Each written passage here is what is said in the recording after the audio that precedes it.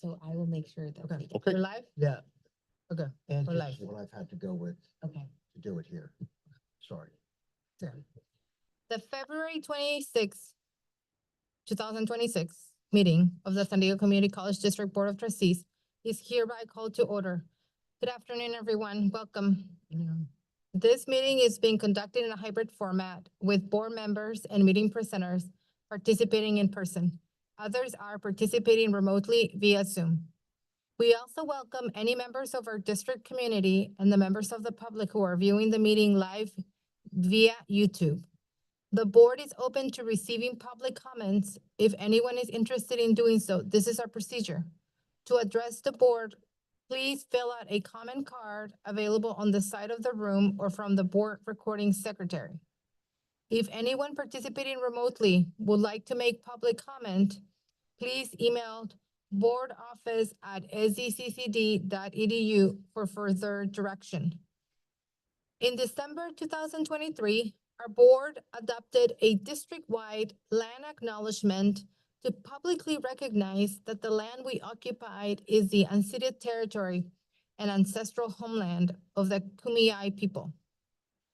City College student trustee Selena Martinez will now read the district's land acknowledgement. Trustee Martinez? Thank you, Board President. The San Diego Community College District and its 4 colleges acknowledge the land we occupy is the unceded territory and ancestral homeland of the Kumeyaay people, where they have lived for over 10,000 years. We honor and value the stewardship, knowledge, and cultural worldview of the Kumeyaay people and their commitment to the protection and preservation of the land and their culture. As institutions of higher education, we are responsible for providing our Indigenous community members with access, belonging, and success in their educational pursuits within an environment which celebrates their culture. We are responsible for educating all our community members about Indigenous histories and culture. We are responsible for examining and taking action to address the injustices of colonization and occupation which have perpetrated harm against Indigenous, Black, Brown, and other communities. Through this acknowledgement, we honor the Kumeyaay people and express our commitment to truth and respect as the foundation of our relationship. Thank you. Thank you, trustee Martinez. And now can you please lead us in the Pledge of Allegiance? Yes, for President, please stand. Begin. I pledge allegiance to the flag of the United States of America and to the republic for which it stands, one nation, under God, indivisible, with liberty and justice for all. Thank you. Thank you. All right. We have readouts from closed session. The board has returned from closed session with the following actions to report. Under item 2.02 of the closed session agenda on a motion by trustee Maria Nieto Senior and seconded by trustee Craig Milgram, the board approved the implementation of termination of the employment of a classified employee at San Diego Community College District Office as required under section 88013B of the California Education Code. The vote was unanimous.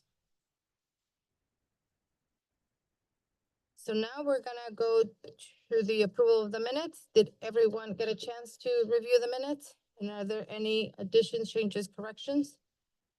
None? The minutes stand approved. Are there any items, Chancellor, to remove from the agenda? Item 1404 needs to be removed from tonight's agenda. 1404? Correct. Thank you. Okay, the consent calendar allows the Board of Trustees to vote on a group of items that are routine, standard, non-controversial, or self-explanatory. As always, any items section 9, board policies, and 10, new business, will automatically be pulled for discussion, as will section 16, information items. Are there any items to pull for discussion in section 11, instructional services? We have 1101. In student services, section 12, there are no items to pull. In section 13, budget and finance, we have 1301, 1302, and 1318. Again, no items to pull on section 14, human resources. And on section 15, we have various items. That's facilities, buildings, and real estate. 1507, 1508, 1509, and 1510. Does the academic senate wish to pull any items at this time? Okay, thank you. May I have a motion and a second on our consent calendar? So moved. Second. Moved by trustee Senior, second by trustee Magana. Board members, please vote on this item.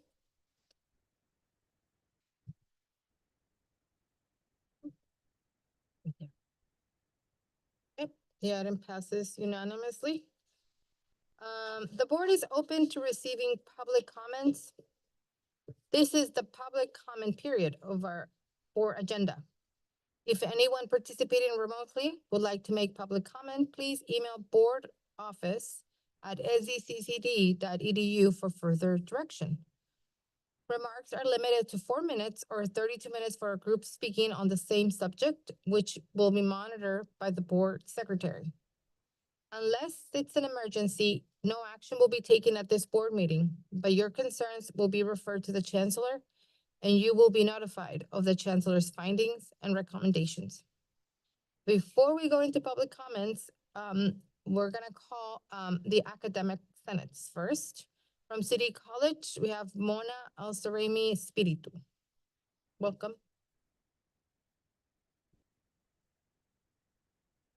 Good afternoon, Board of Trustees. Okay. Sorry, I lost my notes. Sorry, maybe I was speaking too fast. No, okay. So I have just a few things to report on. First, really exciting news at City College, not related to Senate, but I think it's important to share. Today was the soft opening of our Black Resource Center. And this is especially important because students and employees have been advocating for this for a very long time. So I want to just recognize this momentous occasion and also the work of the students, because I know they worked really hard, and also the employees and Reiki and business services who worked really hard to make it happen. I know there was a lot of joy. Unfortunately, I couldn't be there, but it was a moment that I think people have been waiting for a long time. And the next thing is just an upcoming event that I think I invited the board to.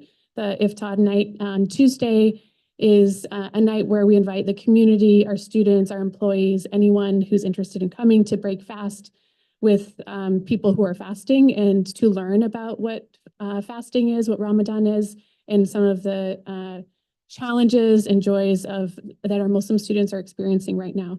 So there will be a student panel. The students are mostly putting it together. And it's generally put together by the Muslim Student Association. It is a vibe. It's exciting. It's an evening. It's an evening event that's unlike most community events or campus events because families come. You'll see kids running around. Families are welcome. And it is, it's Ramadan, so that it is a contemplative environment. So I'm excited for that, and everyone in the district is welcome, but please RSVP to make sure we have enough food. The Senate business is it's happening. We are as busy as ever. Our faculty hiring prioritization revision, which was a project we took on last year. We've had a faculty hiring prioritization process for a long time that's gone through different phases, but the Senate took on a restructuring of the process in a work group last semester, and what we came up with was just approved in Senate. What makes this process different is that it highlights, first of all, it highlights a committee as opposed to a whole group of chairs. So there's 10 people that are working on this process as opposed to like 30 some people. So what it allows for is more thoughtful conversations, more intentional decision-making about who is ranked for which positions.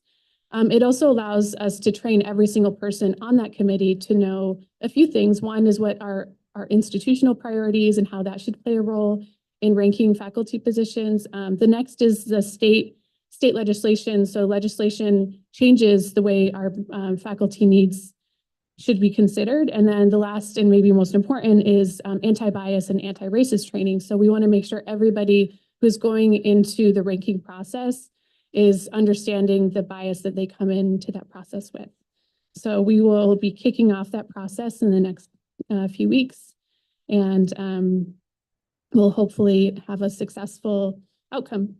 Next, I just want to announce that our ESG students have this semester, for the first time ever, I think we told you last semester we had a student resolution. Well, this semester, the student resolution is directly from ASG. So two ASG students reached out to me directly to present resolutions at our Senate. We have one that's currently in between first read and second read and has been very well received, and the second is on deck. So I want to congratulate our ASG for just being really active, for coming to the table and collaborating with the Academic Senate, which we've been trying to do for a while.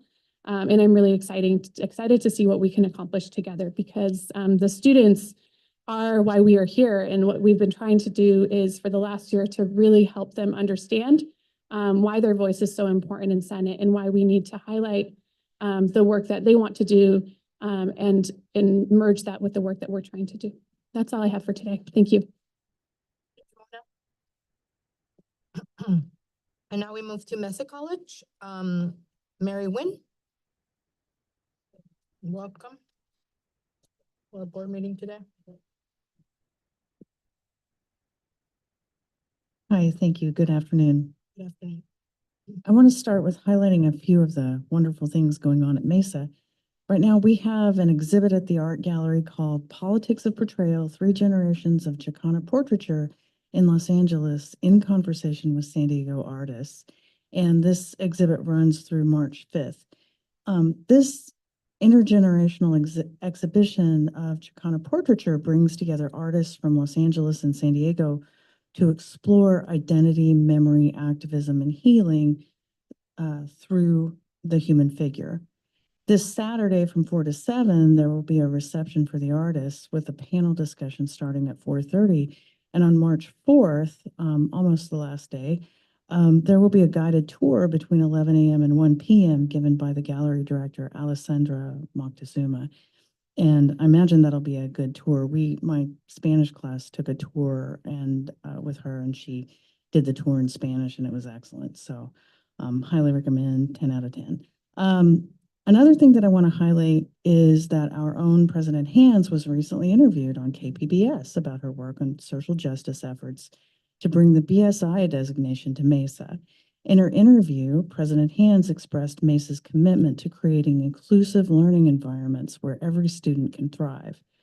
Her thoughtful perspectives highlight Mesa's bold mission and the intentional efforts underway to expand opportunity and support for all learners, and the BSI allows us to shine a light on Black excellence. We are very thankful for her work on this. Our Senate met for the first time this semester on February 23rd. President Hands visited our meeting and spoke with us regarding general concerns that the executive committee put together for her. While we haven't resolved all of these concerns, which include budget issues, safety, and faculty morale, I still believe that we can work together to find resolution. In particular, I want to work toward faculty participation in budget processes in order to comply with Title V, Section 53200 of Ed Code. And I personally agreed to work on the website that was created over the break in a faculty advisory capacity with our Director of Facilities and Operations. While I'm grateful that we have this new website, we think the faculty can make good recommendations to make it more useful for the campus as a whole. For the rest of the business of the meeting, we passed 2 resolutions. I'll just read the resolves for both resolutions and their titles. So the first one is entitled Supporting Faculty Purview over LLMs in the Learning Environment. And the resolves are: 1, be it resolved that the San Diego Mesa College Academic Senate urges campus and district administration to regularly and substantially address the serious ethical and pedagogical concerns of subject area experts. And two, be it resolved that the San Diego Mesa College Academic Senate urges campus administration to provide equitable and tangible support, including financial compensation and appropriate reassigned time for a faculty professional development team tasked with developing and providing strategies and resources for decreasing or eliminating LLM usage in the learning environment when subject matter experts determine appropriate. The basic idea behind this resolution is asking for institutional balance and support for not having LLM usage in the classroom. The title of the second resolution is Request for Mesa College and San Diego Community College District contracts related to AI and classroom instruction. And the resolved statements for this resolution are: one, be it resolved that we request that contracts related to adoption, implementation, or recommendation related to usage of education technology and course instruction that wholly or in part includes Gen AI should be provided to Academic Senate leadership for review in a timely manner. Two, be it resolved active contracts wherein information is redacted due to cybersecurity protection. Academic Senate should be provided the respective company names, the contract start date, the contract end date, the points of contact, and any other related information to data mining in list form for review in a timely manner. And three, be it further resolved that all future contracts related to adoption, implementation, or recommendation related to usage of education technology that wholly or in part includes Gen AI should be provided to Academic Senate for review before contractual enactment.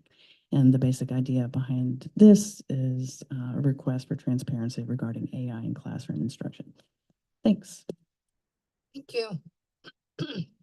Now, we go to Miramar College, Rodrigo Gomez. Rodrigo is on Zoom, and he is being promoted to panelist right now, so that will allow him to come on the screen and talk. Thank you, Amanda.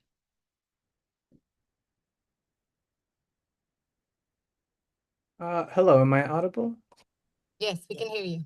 Okay. Good afternoon. Good afternoon, board. Apologies that I can't be there in person today. Would like to report some good stuff that we're working on here at Miramar College. One of the things to give a little shout out here to is Gaia, our gender advocacy, inclusion and advancement leader here, Heather Paulson, who's doing some really great work in that area and hosting a really cool event coming up March 18th on Gaia in the Age of Ice, and how to respond to ice, which is actually one of the main items here on the Senate agenda to report that did come up in conversation. That was something that we talked about through the lens of campus safety and the great handout that went out on responding to ice on campus. However, that document was seen as possibly too willing to concede that ICE would comply with the document itself, and so concerns were shared. To bring here to the board, recommendations for how to act, what to do, how to behave in the situation that ICE does not comply. So people are looking for a bit more information on that.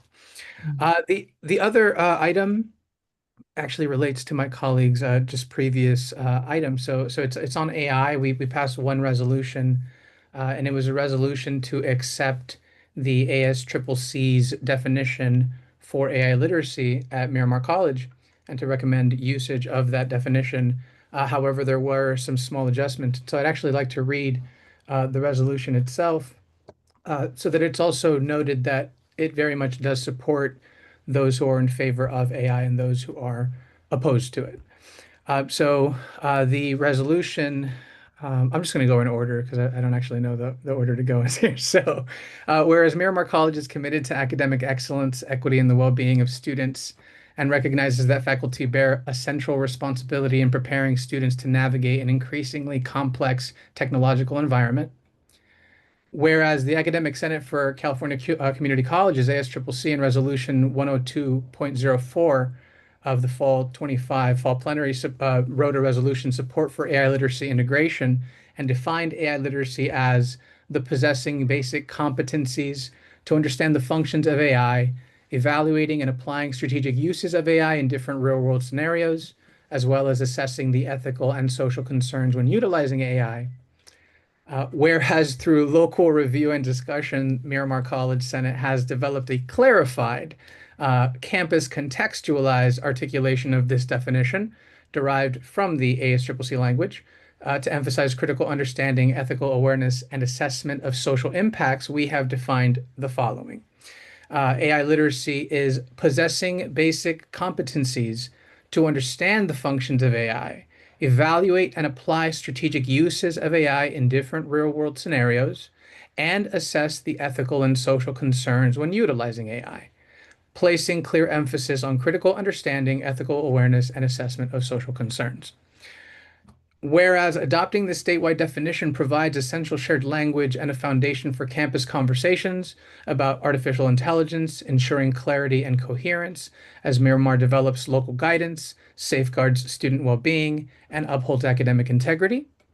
And whereas this resolution does not endorse any use of AI tools, nor require faculty to integrate them into courses, but recognizes that AI literacy itself, understanding how these systems work, their limits, and their risks, is necessary to protect students from misinformation, bias, predatory AI tools, academic integrity pitfalls, and misuse that in documented national cases has contributed to psychological distress and harm. And so whereas Miramar College's previously adopted resolution regarding the use of artificial intelligence in courses affirmed the importance of ethical guidance and critical thinking, and AI literacy provides the prerequisite knowledge necessary for students to make safe, informed, and responsible decisions in an environment where generative AI and large language models, LLMs, are increasingly prevalent. Now, therefore, be it resolved that Miramar College Academic Senate formally adopts the ASC triple definition as revised by our Miramar version, Resolution 102.04 at the college's foundational definition for local planning, pedagogy, student support, and policy discussions related to artificial intelligence, and resolve that the Academic Senate affirms that adopting this definition is not an endorsement of AI use in coursework, but rather a commitment to establishing common ground that supports student protection, academic integrity, and informed decision-making by both faculty and students. And so resolved that the Miramar College Academic Senate encourages faculty and administration to support opportunities for developing AI literacy where appropriate to disciplining course outcomes in ways that strengthen the students' critical thinking, ethical awareness, and resilience against uncritical or harmful uses of AI, and commits to ongoing review of AI literacy as technologies evolve. That was lengthy. Thank you for listening to that. And with that, I don't believe I have any other items. Thank you. Thank you, Rodrigo. Have a good evening. And now we go to the College of Continuing Education, Richard Weinroth. Welcome. Hi, thank you. Richard Weinroth, College of Continuing Education. San Diego College of Continuing Education proudly participated in the National Textile Recovery Summit held here at the Gaylord Pacific Convention Center in Chula Vista.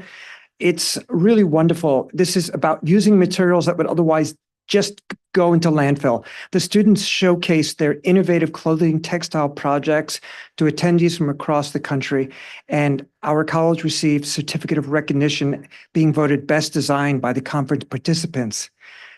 Special recognition goes to the faculty, Shirley Pearson, and the other faculty of the clothing and textile career programs for their leadership and support of our students' work. As we're talking of clothing, I want to take a quick aside. There's a play just up the street at Moxie Theater. It's called Edith Head. Normally I wouldn't do this, but it's an amazing play. It's a one-woman play. It talks about the clothing industry. It's about professionalism, but it's a journey for women. It highlights how hard women have to work to be seen. It's an all-women's theater, and they only do playwrights that are women. And I just loved it, and I would go to it. Yeah. Okay. coming back to our college.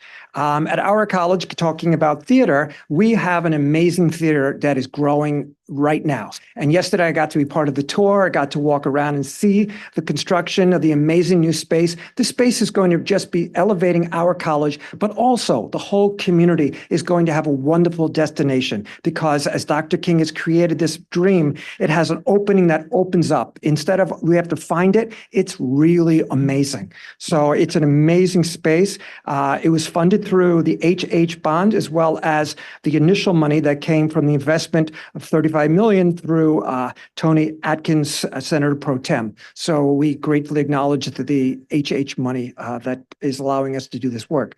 In celebration of Black History Month, our college hosted multiple events supported by our Black Student Success Program, Cultural Events Task Force, creating meaningful opportunities for engagement, reflection, and community connection. Looking ahead, on March 18th, Loretta Ross, a nationally recognized author and activist, will be joining us at our college. This has been brought to us by our college professional development in collaboration with district professional development. And it's quite an event, and we're the only part of the 4 colleges that are having her, so we're very proud to be having Loretta Ross. Recently, we hosted an ICE protocol, a protocol Q&A, and I'd like to extend our appreciation to District Council Lubisha for being there as a follow-up. He came during our institution day, and it was such an amazing experience that more people wanted to be there. I would like to thank Vice President of Administrative Services, Jackie Sabanos, for organizing this event, and for Dr. President King for making sure that it happened for our entire college. As we move into Women's History Month, we continue to uplift and celebrate the contributions of women across our community. This past week, Dr. Karuli hosted an LGBTQ workshop focused on strengthening healthy relationships, fostering dialogue, and support for inclusive campus environments. And finally, at College of Continuing Education, we are proud to announce our new officially launched website. So thank you to our PIO whole team for this collaborative work and important project. And that's my report. Thank you. Thank you, Richard. Okay, now we will call on the classified senates for their update.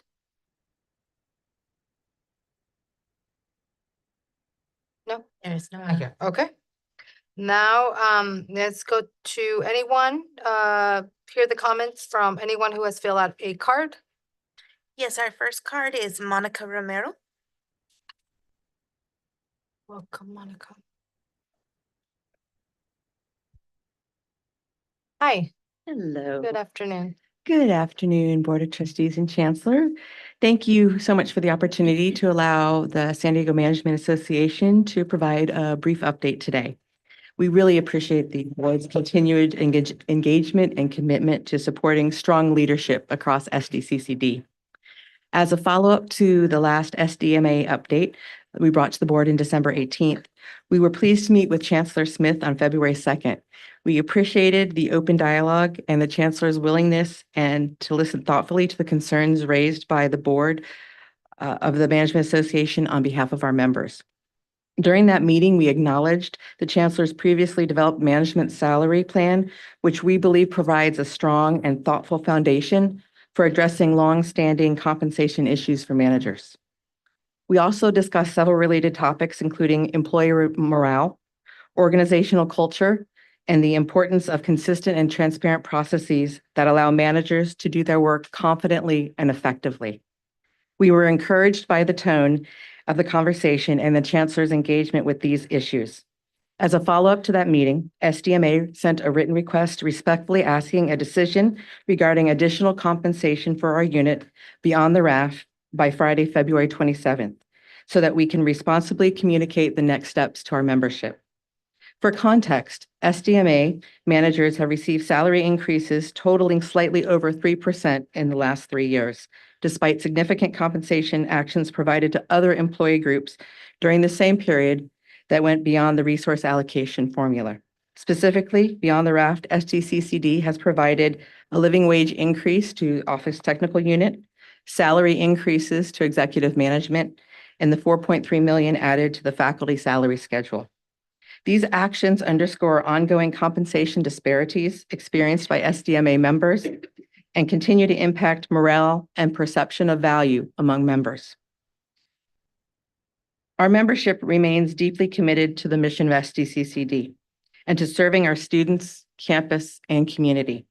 We are hopeful that a timely decision will allow us to begin rebuilding some trust and strengthening the relationship between managers and SDCCD. We thank the Chancellor for his time and consideration, and we thank the board for your continued leadership and support. SDMA looks forward to continued collaboration in the service of a healthy, engaged, and effective management membership. Thank you all. Thank you. Thank you. Our next speaker is Cesar R. Javier.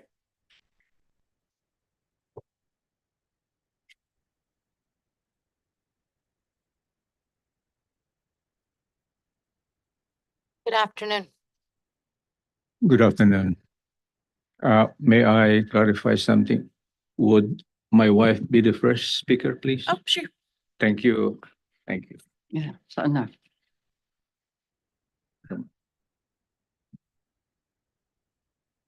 Good afternoon.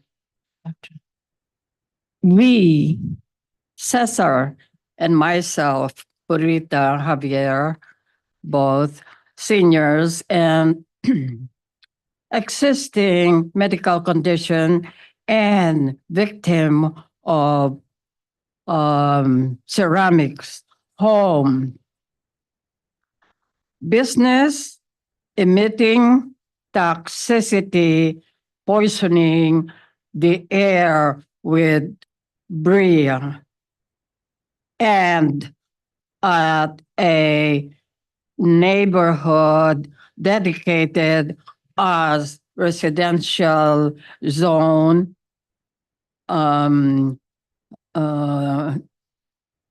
thing. 1984. We are hurt, particularly me, Rita, physically, emotionally, and even financially, since we began reporting to lawful authorities at city, AP City, county, and Sandag in June 220, I'll take that back, 211 2021. 2021. In this hours, Fifth year. fifth year seeking solution, and nothing has been done to uproot the cause. Honorable Mayor, to Todd, Gloria. Gloria, your PCD Failed. Come on. our expiration or not. 77 residents, San Diego, signed the PETITION to rebate petitions to abate and or move the hazardous business to safer site, the city 11 elected there, move the hazardous business to safer site, the city elected. I am the husband, and thank you for giving this, shall we say, justice. We are harmed, hurt emotionally because of this toxicity. We met with the president of Mesa College, if I remember, Madam. The president, Mesa College, anyone? There you go. We're here not to point fingers. But she accommodated us and tried her best. I'm sorry, Mr. Javier Purita, I do not know what to do. So we didn't stop. We didn't hate them, but rather attended many governance meeting. City, county, even Sandag, the popular leader in developing our circulation and mobility, and there the gatherings of bright people. Non-government people, government people, especially the mayor and the 10 elected officials. My God, education is very important because it will lead us to work together and solve this issue. Number one here is the Tijuana River pollution, which by ratio and proportion is happening to us in our neighborhood. The business owner in our neighborhood is a graduate of Mesa College, which I believe in the program emphasized the safety and security of humans, the animals, the vegetation, trees and plants. The owner even culture, beekeeping. How would you combine poison gas in beekeeping? He asked me, the owner, I do not know, Cesar, where are the bees? They looks like they're gone. Mesa College graduate vocational training. What do you expect of smoke? Is it healthy for beekeeping? My answer was just silence. Oh, they're just migrating. They wanted to go to America for American dreams. Something like that. And anyway, our point, sir, our fellow thinkers, we are still thinkers and learning. You see, she knows how to read, but she doesn't understand what she is reading. That's something tell us historically. Now, again, we pray. That's our first shield. Two, we have to work hard and work together. How we could address the sufferings of sick, dying, and even those dead, San Diegans, because the crisis began 1993. Our crisis began in 1984, when that graduate from vocational training located, constructed, and operated that toxic generating business. Now, how could the school, the college district, I do not know, we are not forcing you, sir, but there must be a solution, right? There must be a way. And that way is we educate our neighbors and have them sign and submit it to lawful authorities. But they have not done nothing since this is our 5th year, just to inform you. Because education leads to healthy, educated, and safe San Diegans. Education is for longevity. I'm sorry, your time is up. Thank you, sirs, madam. A preponderance of women. Thank you. Thank you. Thank you. That the end of that? Alex. Okay, public. That concludes this portion of public comment. However, there is one commenter for item 10.02. Thank you. Any call for presentations by exclusive agents representing employees, non-public response to initial proposals, employing organizations, nothing. Okay, now we go to our reports. And we'll start with our chancellor's communications, statewide and legislative issues. Chancellor. Very busy time of year for the legislative calendar. Of course, we had the governor's January budget proposal. Vice Chancellor Troy will share more information on the details of that and what it could mean for our district in a later agenda item today. Shortly after the proposal, we convened several of our trustees and others from the district went up to Sacramento to begin to talk to our assembly members and senators about our budget priorities. We always have to advocate for a fully funded COLA. Unfortunately, it's in the governor's proposal, but we don't have a guarantee in the law the way the K-12 system does to have statutory COLA funded when funds are available.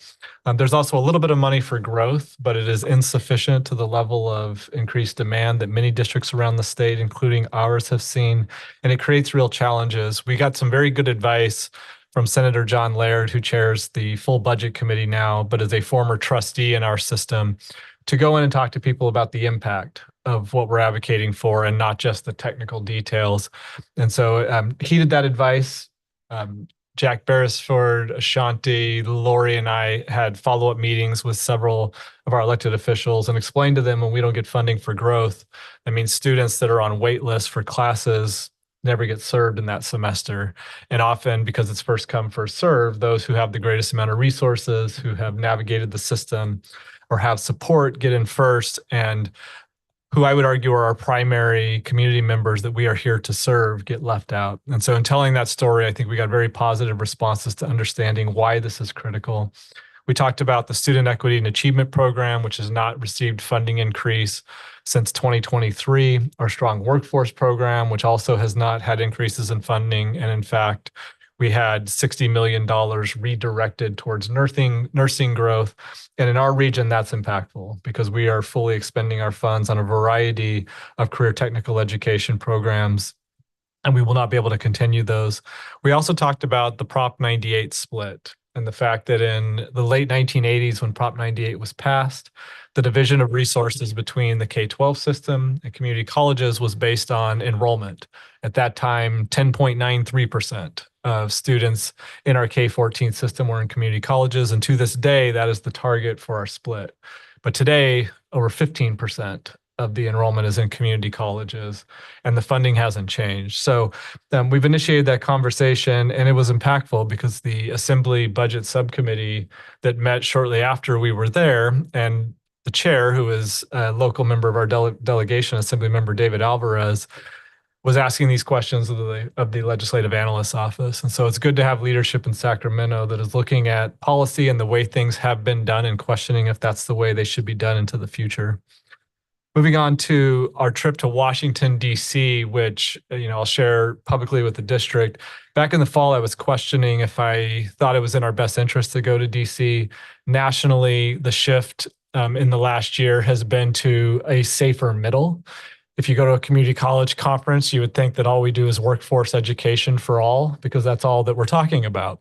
You look back in 2023 and half or more of the sessions were about equity and diversity and topics that have completely disappeared.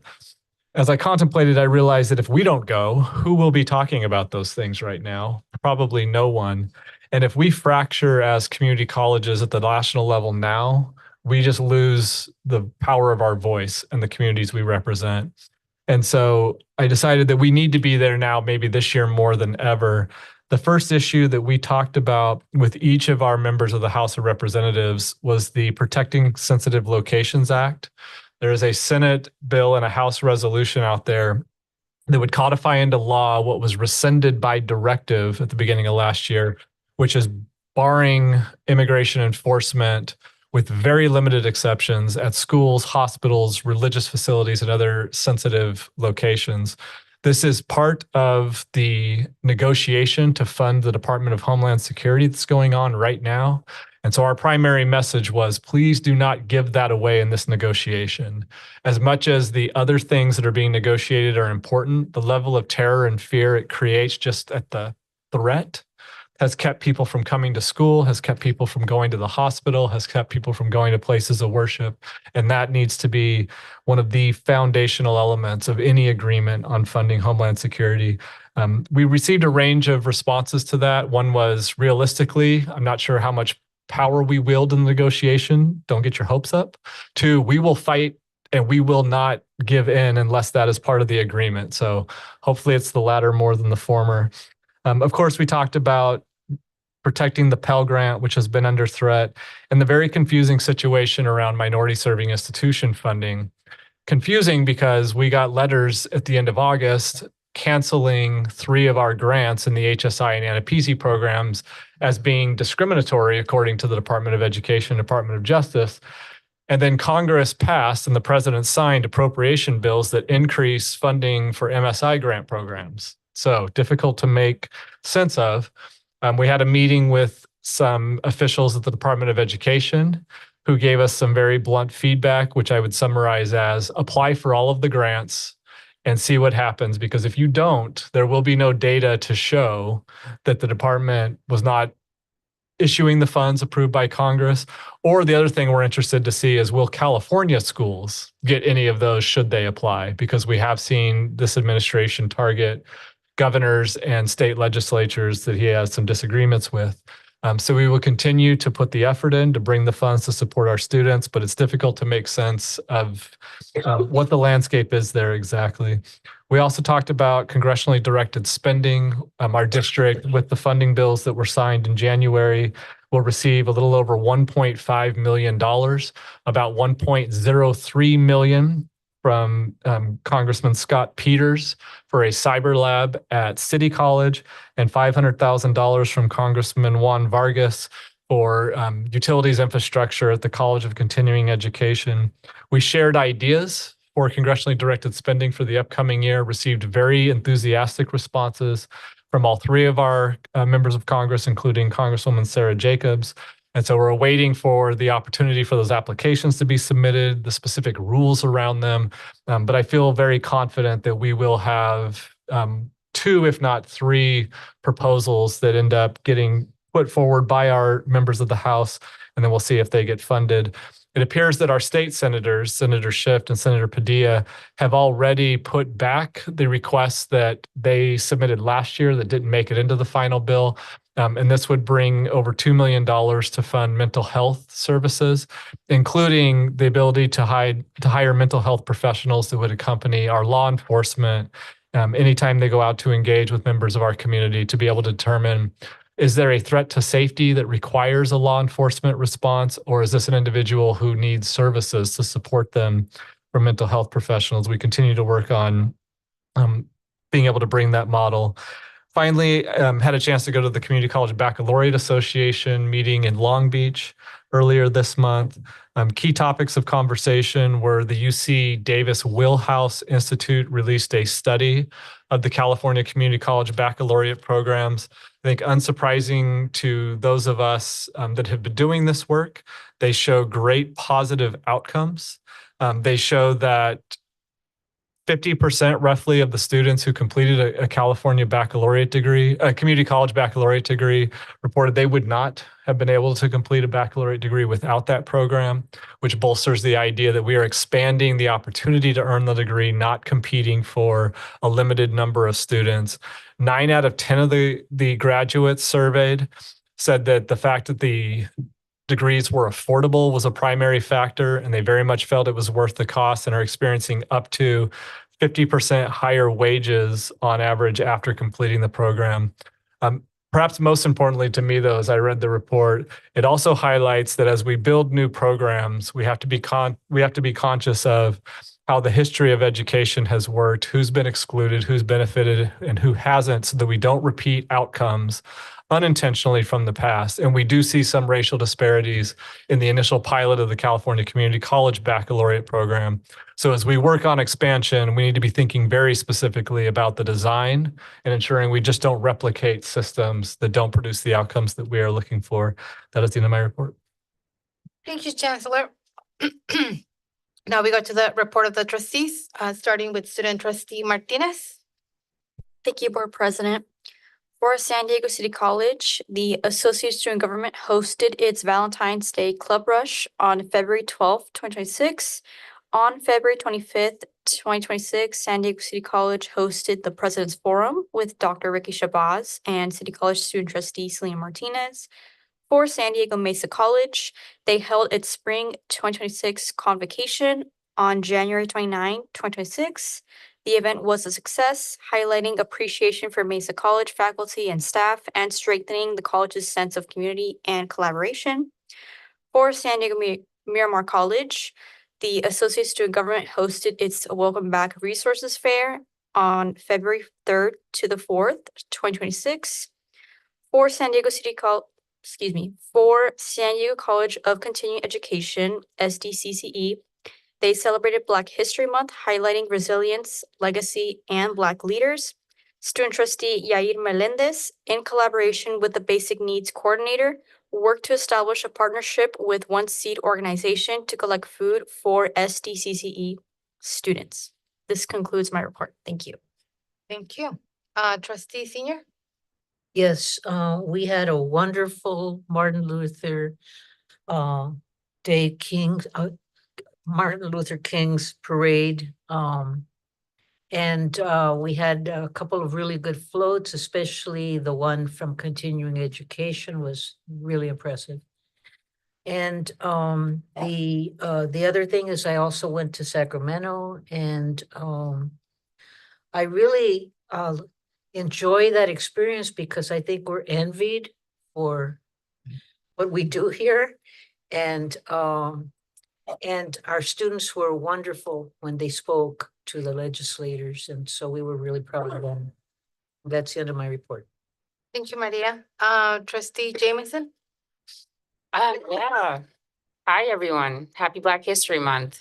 This year marks the 100th year anniversary of Black History Week. So yes, I was able to go to the Black Resource Center's opening today at City College, and I was only there for a few minutes, but as soon as I saw the center, it made me teary-eyed. It's just such a welcoming space, and it was just really beautiful, and I just felt immediately grounded walking in. Like yeah, the atmosphere is there. So I just really hope the students utilize that space and create community and disrupt City College the way I did when I was there. But it was a really beautiful space, and I was really honored to be able to see it today. But that is pretty much the end of my report. Thank you, Trustee Jameson. Trustee Milker? Have to look to see whether it's good afternoon or good evening, but I guess it's still good afternoon. One of the things that I really, it's a great part of my job here on the board is to meet with folks at the campuses. And so yesterday I had a chance to meet with the new director, coordinator, I'm not sure which, of the Intercultural Center at City College, Nathan Ortiz. And what an impressive person and an impressive addition to our district. The Intercultural Center includes the Pride Center. And so I think it's a testament to our district that we attract such incredibly talented people that want to come and work for us. And I expect we'll be hearing more from Nathan as time goes on. These days, one of the things we all try to figure out is how can we individually make our voices heard in this particularly troubling time. There are lots of ways to do that. One of the ways that I've been gathering information on and listening to is financially impacting the companies that are supporting some of the policies that we've discussed here many times and some of the actions that we've seen. There are some different efforts around, but one of them that's been very successful, it comes from a a person whose podcast I listen to. The podcast is called Pivot, and his Scott Galloway he's a business professor and at NYU, and so he started with his own resources a website called Resist and Unsubscribe. So it's just as it sounds.com. And on there, you can get information about how to unsubscribe from services that give money to companies who are participating in our current environment. So you'll see a breakdown of different companies, including those that are directly funding certain parts of the activities that are going on. And it's not an encouragement. It's just a central place to both find that information and an easy way to find out how to unsubscribe. So there's links for all of these. So if you want to do something that affects the pocketbooks of these people who are supporting what's going on in this country, which in many cases is the only thing that they understand, then you can do your part. You don't have to unsubscribe from everything. I know I'm gradually unsubscribing from streaming services. I'm boycotting certain companies. So you'll get to find all of that information and how to act individually. And you'll also see statistics on there about the amount of money that has been lost by these companies. And we might think, oh, they're multi-billion-dollar companies. How are they going to notice? I just want to remind you several months ago last year when something happened on one of the nighttime shows and people just spontaneously unsubscribed from Disney Plus, including me, and that had an effect. They noticed it. So it'll take a little bit of time, but you want to do something that doesn't take much time, and hey, it even gives you more money to spend instead of on streaming services or whatever other ones that you're looking at. So again, the website is resistandunsubscribe.com. It's just the way it sounds. The "and" is spelled out. So, and that's my report. Thank you. Thank you, Trustee Milgram. And that leaves me for my report. Oh my, I am so sorry, Trustee Magana. Thank you. I always. It's the sugar. Good afternoon, everyone. I also attended the legislative visits in Sacramento at the end of January and then went to DC just a few weeks ago. But I also attended the baccalaureate conference in Long Beach a couple of weeks ago. And I want to highlight that baccalaureate conference. I attended one of our presentations, is Miramar College, and they presented on their public safety management bachelor degree. It was a great presentation. It highlighted how our college worked with the community and the need in the community and produced a baccalaureate degree that everyone wanted. And then they discovered, oh, it's not just our freshmen coming straight into the program, but it's all of those people in public safety, our EMTs, our fire department people who have been working at their jobs for years and years and years, and now see this baccalaureate degree as a way to move up. And having to change their curriculum or look at their curriculum to be able to bring those individuals in and complete their bachelor's degree. Fantastic presentation and fantastic staff. I also wanted to highlight that Miramar College is we have four baccalaureate degrees, and I'm looking for more. So we have Mesa College, who has had their health information management baccalaureate degree for quite a while now. They were the first, and they now have a second one, physical therapist assistant. We have City College, Cyber Defense and Analysis. And so everyone is looking to our district because of our degrees. And I'm looking forward to having more. That's my report. Oh, one other thing. So I was also in the community for Lunar New Year, the celebration, but I also wanted to acknowledge Ramadan. I lived in Bahrain when I was a teenager, and I understand. I did not participate myself, but all of my friends did.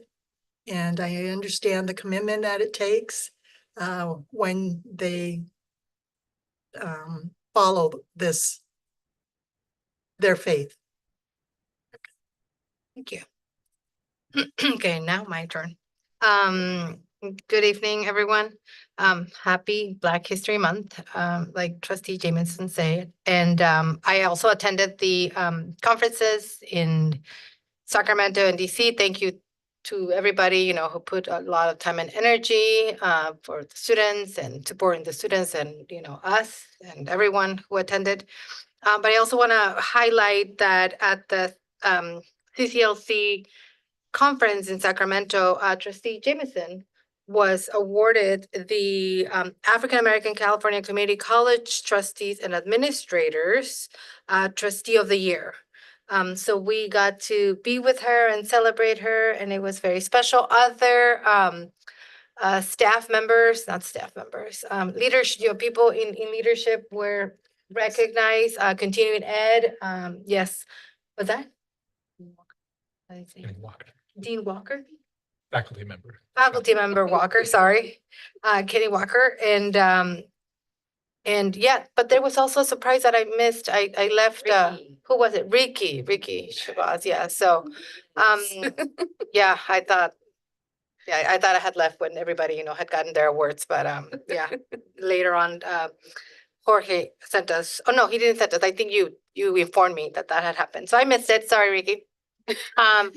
But it was great. It was an unserious. It was an unserious one. Oh, okay.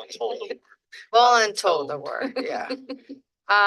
So anyways, that's the end of my report, and I'm not going to forget the report of our chancellor. Thank you. And when I prepare these, I often go to my calendar and look back. When was the last board meeting and what has happened since then?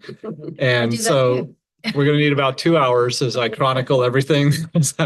No, first we have some bittersweet news to share with everyone, and I won't make him come up and do a full presentation, but if Dr. John Parker could stand and be recognized. Dr. Parker will be transitioning to the North Orange County Community College District Vice Chancellor, what we would call Finance and Business Services in our area, but a incredibly well-deserved promotion and recognition for what you've built over the course of your career. John started with the district not long before I did, and was one of the first people I met as we were working on COVID protocols and returning to work back in those days. A consummate professional, and I really admire so many things about the way you approach your work, Dr. Parker. So I know you're going to have a lot of success. I told Chancellor Breland when he calls, he owes me 2 or 3 to replace you. So I'll be looking for that exchange coming back. But wanted to pause and recognize Dr. Park staying on City College. I too had a chance to go down for the opening of the Black Resource Center today, and what an incredibly emotional experience there. Our students who spoke shared a lot of emotion as they shared their words, and such an important reminder that real human connection often happens in those emotional expressions. And so we have, I think, a bit of an unfortunate history in American culture of looking at the expression of emotion in what we would call professional settings as somehow being a negative thing, when it is the most human thing that you could engage in, and seeing what that space means already as it opens to people. And as was shared in a lot of the different comments, including my own, and as I referenced earlier, we've built a lot of things in spaces and eras of exclusion. And as was said there, our colleges, even to this day, were not built to serve our Black learners. And to have a space that was designed entirely to do that is a really important moment. And at a time where there are some who would say building a Black resource center is discriminatory against non-Black students.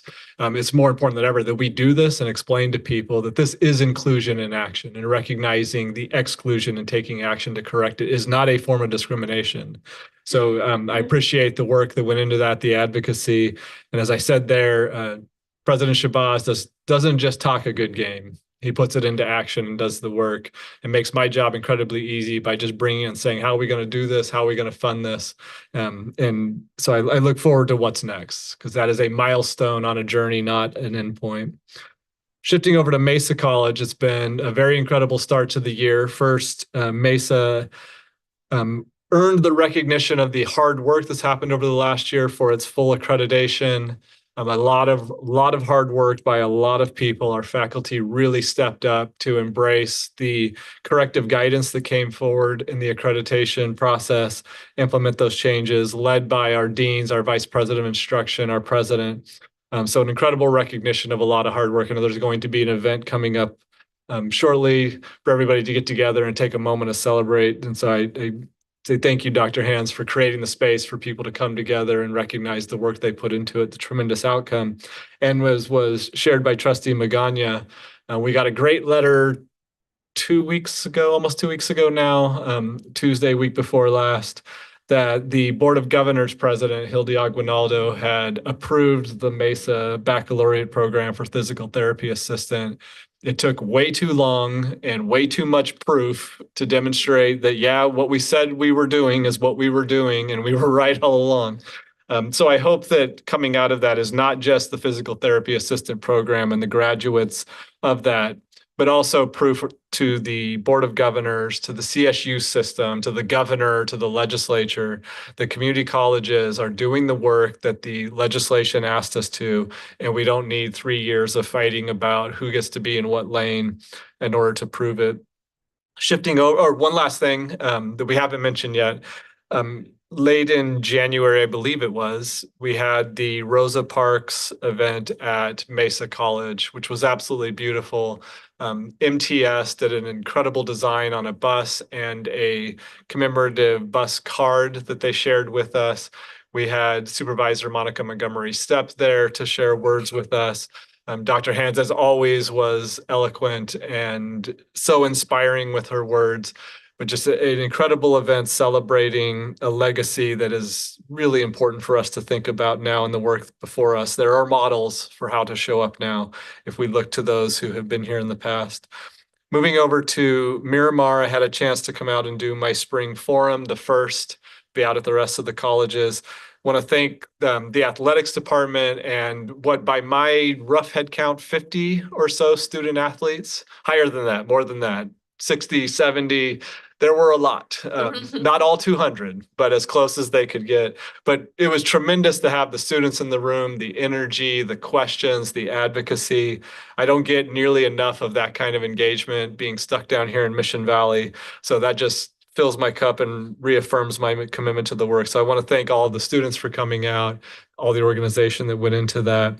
And looking forward to getting out to the other colleges. I had a chance to do a town hall with the Operations, Enterprise Services, and Facilities Department earlier this month and engage with many of the staff there. I appreciate everybody who took out time to come and hear a little bit of what I wanted to share, but more importantly, to give me their feedback, the things that I need to be working on, working with our leadership and OESF on.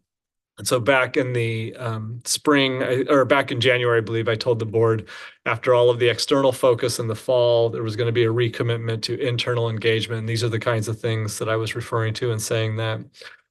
Two other quick things before I close out.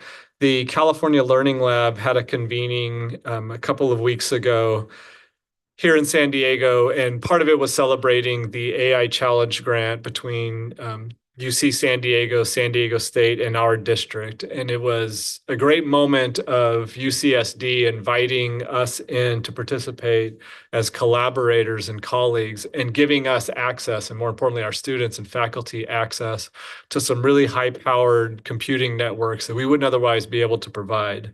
To do some really great work and to expose our students to things that will help them in their careers. And at that convening, it was wonderful to hear Chancellor Khosla from UCSD really emphasize that we have strong regional collaboration, even as there are fights between the CSU system and the UC system and our system. Locally, we're not fighting with each other. We're working together in partnership, and we really enjoy a unique environment with that. So I'm grateful to Chancellor Khosla, President De La Torre, for helping to set that tone. Because we can't necessarily walk in and dictate those conversations. They have to be willing to collaborate with us, and they are absolutely willing to do that. Final note, last Friday, I was invited. I want to thank Andy McNeil, Dean at City College, who's on the Association of California Community College Administrators board. I was invited to do the closing keynote for their conference. As I told Andy there, if I'd known that they were inviting Dr. Lowry Hart from the Austin Community College District and Dr. Darian Pollard from the Association of Community Colleges, I probably would have declined, being too busy, because I do not want to follow them on a stage.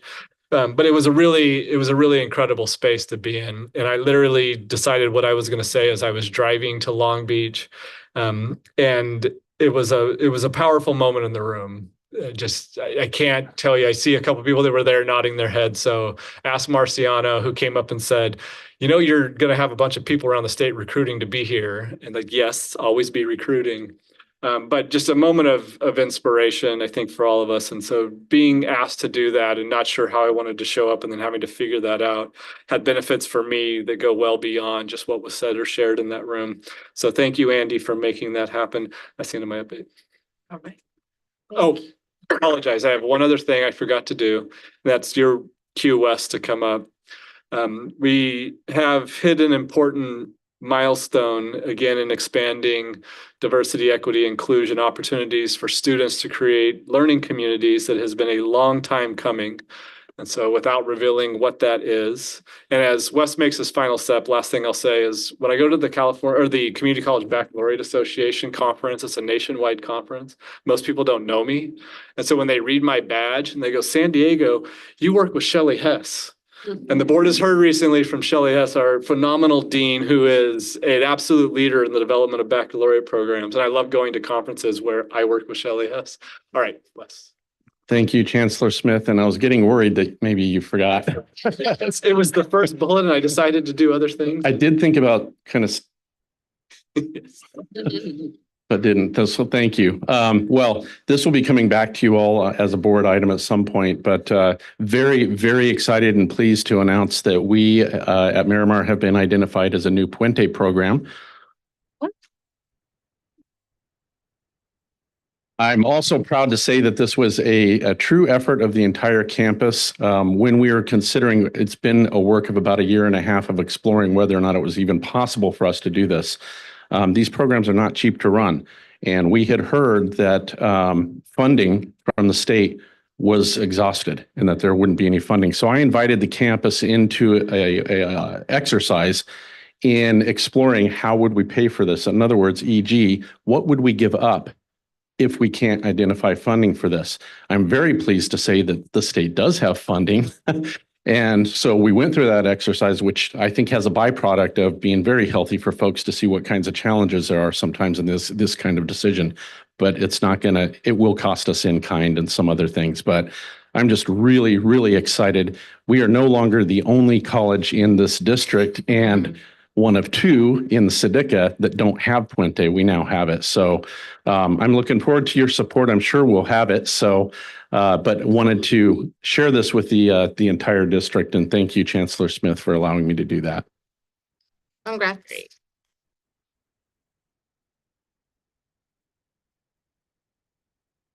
Okay, so now we move to item 1002. 1001. 1001, I'm skipping one. I don't know where my sheet is. 1001. Yeah, this is consideration and adoption of a resolution declaring March 2026 as Women's History Month. As a quick reminder, in this era where cultural celebrations, events, recognitions are being challenged federally, the board wanted to ensure that everybody understood its values and things that we have observed in the past without resolutions, we are observing with resolutions. And so we bring forward the board's opportunity to recognize March as Women's History Month. Thank you. Right. Before we have a discussion, do I have a motion and a second on this resolution? Motion by trustee Magana. Second. By trustee, Senior. Any discussion, comments? No. Okay. Student trustee, before we vote, do you have anything to add? And how do you vote? Nothing to add at this time, Board President. My vote is aye. Thank you. Please, colleagues, vote on this resolution. Okay, the resolution passes unanimously.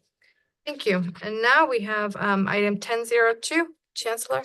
We have public comments on this, which we'll need to hear before the board does any further consideration. Yes, for public comment, we have Cesar Javier.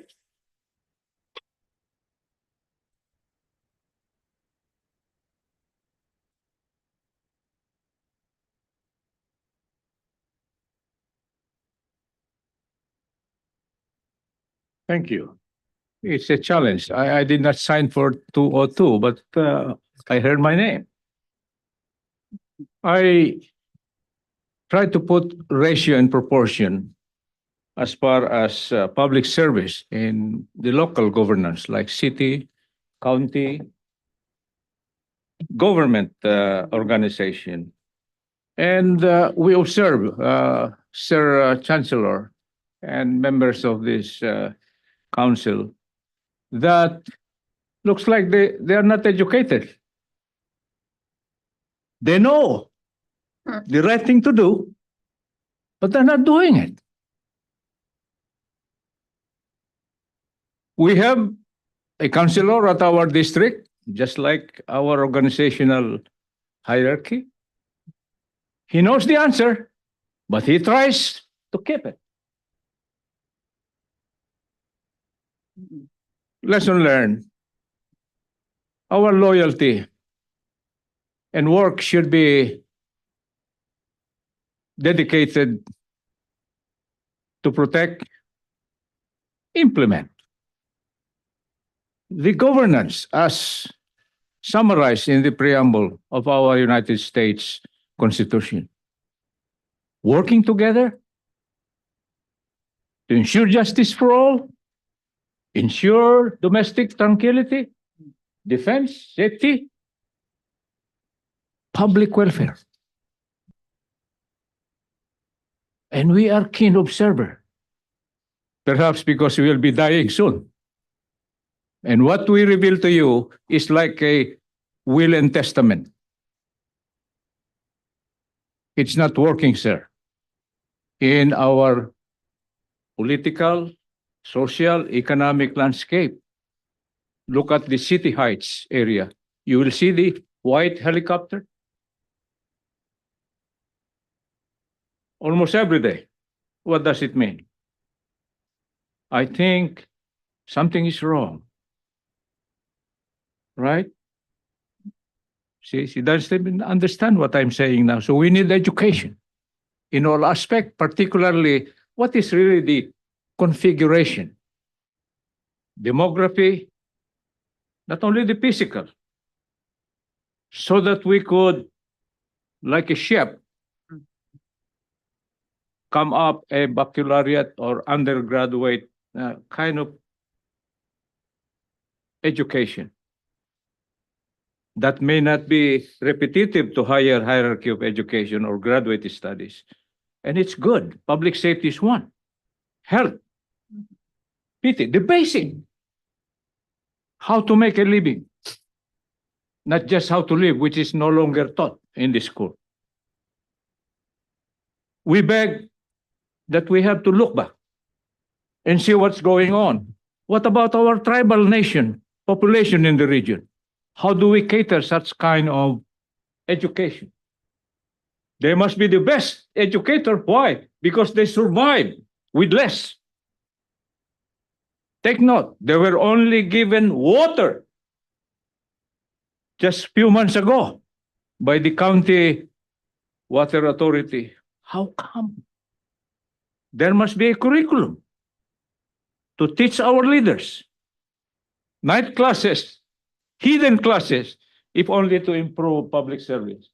I'm sorry, sir. I am not lecturing. No, sir. We are just trying to share our stories as journeyers, walkers, running, swimming, creeping in our twilight years. Thank you.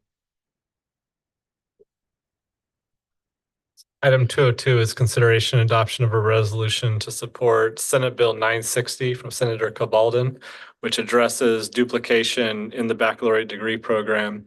So as we alluded to in discussing MESA's program, we had an extensive process due to challenges from CSU San Bernardino about whether or not our program in physical therapy assisting would duplicate their kinesiology program. The proposed revisions to the enabling legislation for our degree programs would limit duplication concerns to only those California state universities and University of California campuses that have overlapping service areas with the community college proposing the program. So in our case, it would only be San Diego State or UC San Diego, or potentially with Miramar, CSU, San Marcos, that could raise a duplication issue. A campus like San Bernardino or Humboldt or Chico State would not be able to under this legislation. So we think in that spirit of regional collaboration and serving our local economies, this would be a welcome revision to the legislation.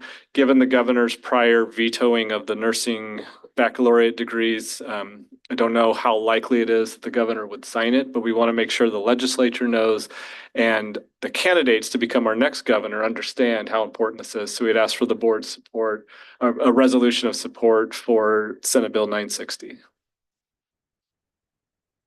Thank you, Chancellor. Before we have a discussion, do I have a motion and a second on this resolution? Motion by trustee Magaña, second by trustee Senior. Any input on this important item? No, seeing none. Student trustee, do you have anything to add and how do you vote? Not at this time, Board President. My vote is aye. Okay, please vote. The resolution passes unanimously. Now we're going to our items from our consent calendar and we start with item 1101. It's board's practice to pull 1101 anytime we have new programs or discontinuation of programs. I'd like to invite Vice Chancellor Topham to present to the board on the new programs under consideration tonight.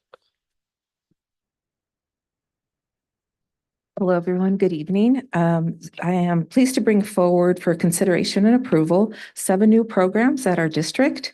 I'm going to group them together based on 2 of them are the same at all 2 of our credit colleges.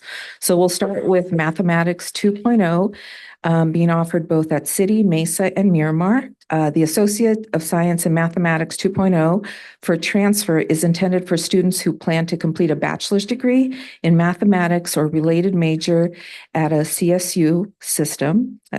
It is accepted by some, but not all of the CSU campus. Students who complete this degree and transfer to a participating CSU campus will be required to complete no more than 60 units after transfer to earn a bachelor's degree. The next one is Physics 2.0, also being offered at City, Mesa, and Miramar colleges. The Associate of Science in Physics for transfer is also intended for students who plan to complete a bachelor's degree. Students in physics or related major at a CSU, students who complete this degree and transfer to a participating CSU campus will be required to complete no more than 60 units after they transfer to earn a bachelor's degree. And lastly, at San Diego College of Continuing Education, the SolidWorks Design Certificate of Completion. This program provides students with skills to create, modify, analyze 3-dimensional models and assemblies using industry standard software. The program also helps students prepare for industry certification exams such as Certified SolidWorks Professional CSWP, enhancing job opportunities in skilled trades. Thank you, Vice Chancellor Topham. Do I have a motion and a second on this item? Moved. We. Second, yeah. By trustee Magaña, second by, I think, trustee Jameson. Any discussion? Questions to Vice Chancellor Topham? No? Thank you. Thank you. Student trustee, do you have anything to add and how do you vote? Nothing to add at this time, Board President. My vote is aye. Thank you. Please vote. Okay, the item passes unanimously. And now we go to item 1301. Item 1301 is a presentation on the governor's January budget proposal and what this would mean for our district and how things will play out towards final budget development. We used to present a preliminary budget, but the information we know with certainty, whatever's in the January proposal will change by the time we get to the end of June. So rather than present it as a district budget proposal, we just want to inform the board about what's in the January proposal, how that frames our advocacy and what it could mean for our district when we do get to the final budget. With that, we'd like to welcome Vice Chancellor Troy for the presentation. Thank you, Chancellor Smith, the trustees. Good evening or good afternoon. Bonsoir. Right? Good evening. Yeah. So we're going to go over a little bit of some of the important items from the governor's budget proposal and how it relates to our district going forward as well. So why do we do this? We do this because part of our major efforts of our budget development is to bring you the tentative budget in June and of course the final budget in September. But a lot of our friends in the community aren't around at that point in time when we get there. So we think it's important to make sure everyone is aware of some of the key issues and revenue considerations that are at play as we go through the budget development and work with the state on crafting a final budget. So it makes people aware of the revenue situation, the issues, and also highlights some areas for advocacy for the district to pursue going forward so we can help shape the budget in ways that are more beneficial to our district. Quick reminder about the timelines we work on. We very much follow the state timelines. We're creatures of the state when it comes to funding. So the state fiscal situation drives our fiscal situation.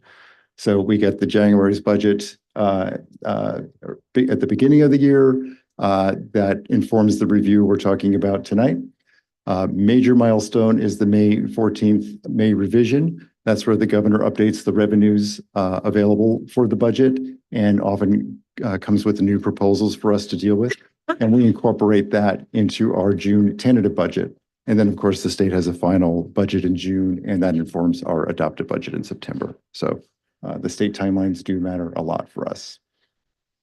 So what happens over the next few months? The governor is a very important person in the budget process. He gets to propose the budget. He gets to veto it at the end if he doesn't like it.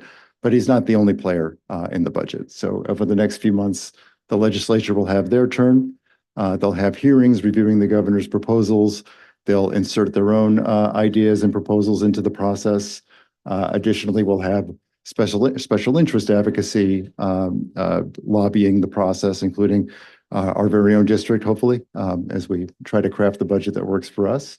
And of course, as mentioned earlier, we'll have updated revenues in May that'll inform that final budget as well. So we've got a long way to go before we get to a final budget. So what is in the budget? I think it's fair to say that there was a sense of looming dread anticipating the governor's budget. The LAO had issued a revenue update in November that looked very, very negative.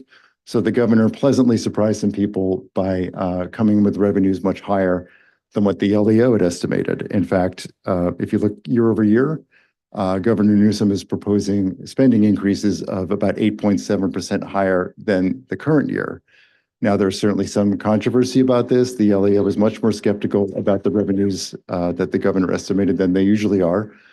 So I think we're going to take a look at that over the next year and see where the legislature lands on that. Another major issue is that despite this budget, the state still has significant structural deficits that they haven't fully addressed. So what we're looking at here are not the upcoming budget year, but the next three after that by both the LAO and the Department of Finance projections. LAO is a little more skeptical than finance, but they both see major deficit problems going forward. So one of the criticisms of Governor Newsom's proposal is that he doesn't do enough to get ahead of these problems. He's spending the money this year, filling some gaps, but not doing anything to structurally change the state's mismatch in revenues and expenditures. So what do we have in the budget? It's basically two budgets. It's Prop 98 and it's everything else. So the higher level of revenues that Governor Newsom projects, and it's over $42 billion in new revenues over the 3-year window, so the prior year, the current year, and the budget year, helps to narrow the gap for the current year. The governor still sees a small deficit, not a very large one in the grand scheme of things. But that a lot of that money does create obligations to fund Prop 98. So Prop 98 sees new revenues, new expenditures, and the state is not able to use all that money to close its budget problem. So it's good for Prop 98, but it's 2 steps forward, 1 step back for the state in terms of dealing with their situation. Most entities in government are getting a baseline budget, no increases. Our friends in UC and CSU have increases proposed, but they're proposed on top of deferrals. So it's not a very structurally sound proposal in that regard. So Prop 98 is very much the winner in this budget. So we should be appreciative of that as we look to changes. At least we're getting some new money to spend. Not everybody is. So we should remember that.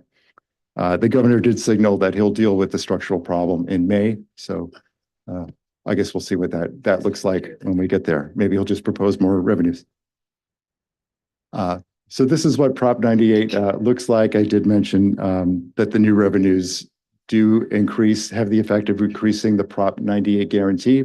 Not going to ask you to memorize all these, but just know that for the prior year, see that we have an increase from what was assumed in the budget, about $3.9 billion more coming in the prior year, about $6.9 billion more coming in the current year.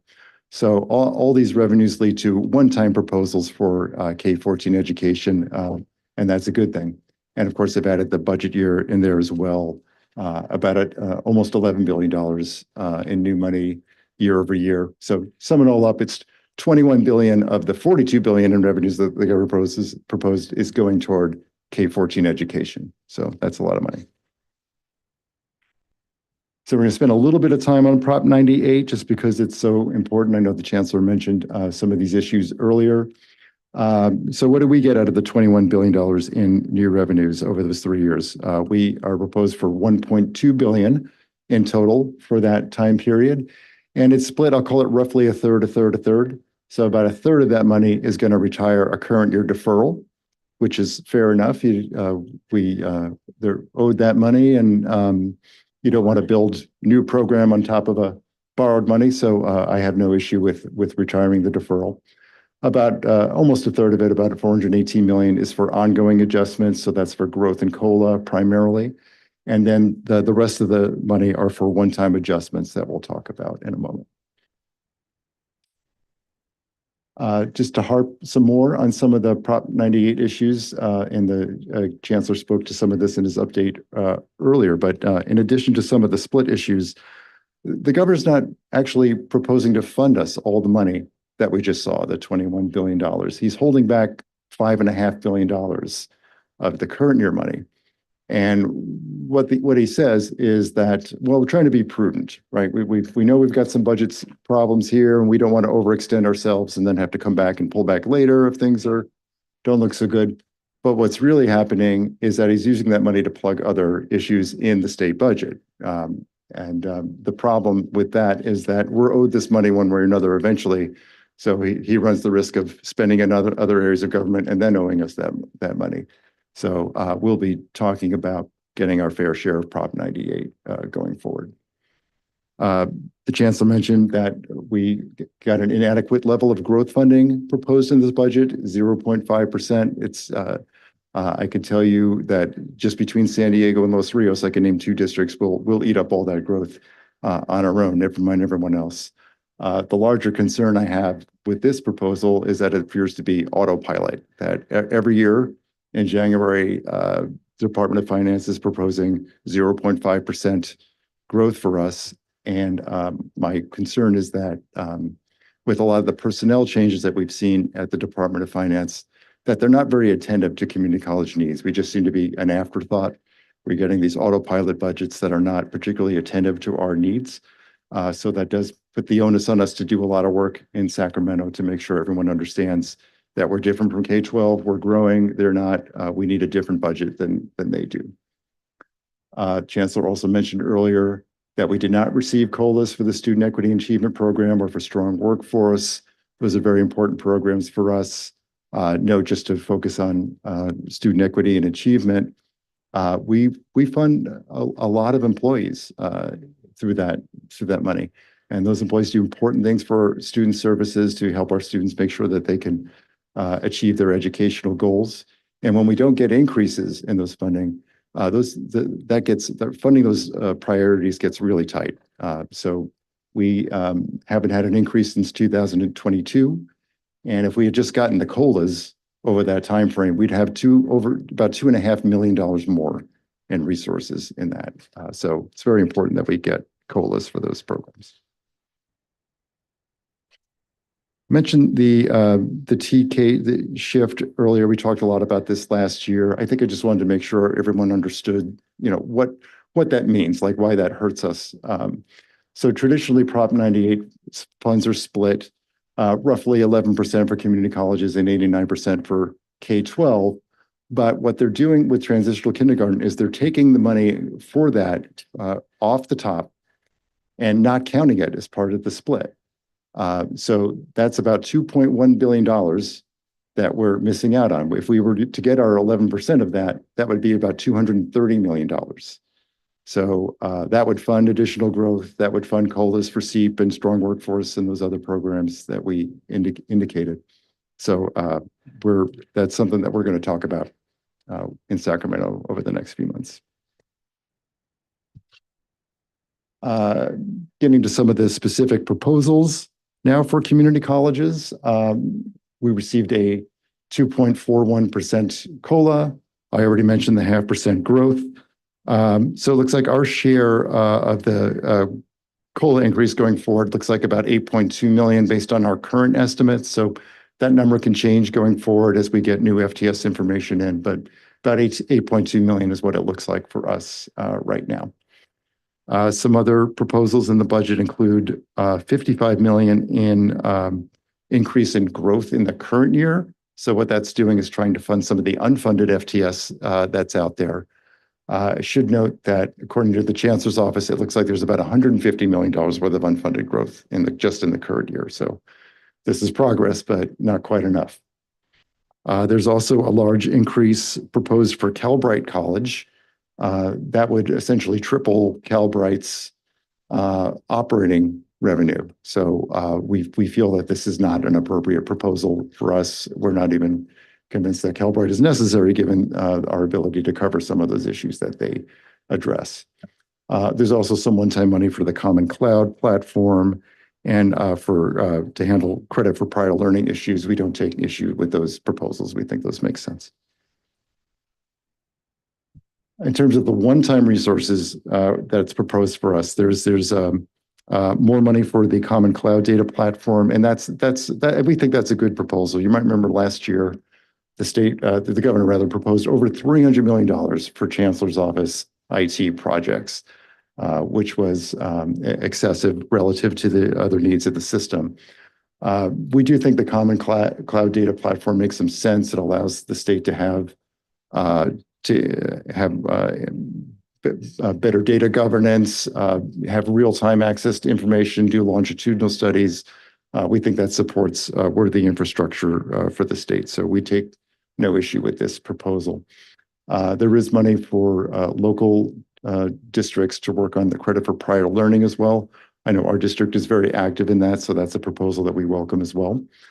The biggest chunks of money, of course, are $100 million for a student support block grant.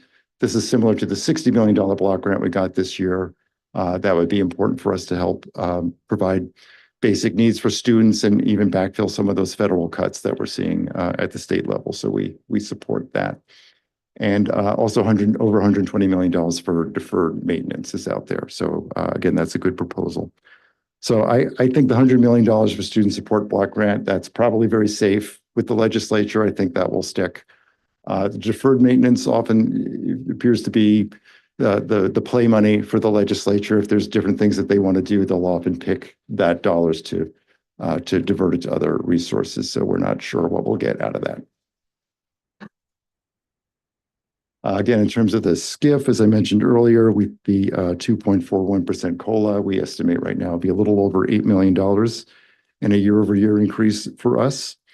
And note that the budget does not include any changes to the SCIF formula. We've been advocating for the state to move away from being complete reliance on the 3-year average for credit FTS and look at the greater of 1 year or 3 years as that the 1 year would benefit growing districts. So that's the situation we're in. Some planning information. These are I think, close to final or draft targets. So we're shooting for over 40,000 FTS next year. For some perspective, we have a little over 39,000 is our target this year. So this would be about 2.6% growth.